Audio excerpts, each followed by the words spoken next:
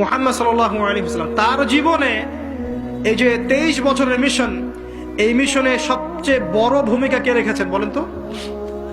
তার স্ত্রী খাদিজা রাদিয়াল্লাহু আনহা। মক্কার 13 বছর মানুষ তাকে যতটা না বিশ্বাস করেছে, খাদিজা রাদিয়াল্লাহু আনহা শুরু থেকে তার পাশে ছিলেন।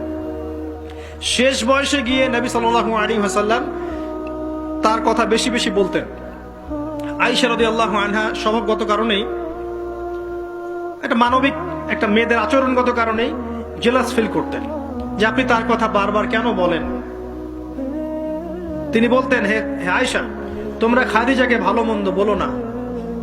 যখন কেউ আমার কথা বিশ্বাস করে নাই, খাদিজা করেছে রাদিয়াল্লাহু আনহা। তিনি এমন একজন মানুষ ছিলেন যিনি তার প্রতিপত্তি, সম্পদ, সামাজিক খ্যাতি সবকিছু ইসলামের কল্যাণে ঢেলে দিয়েছেন।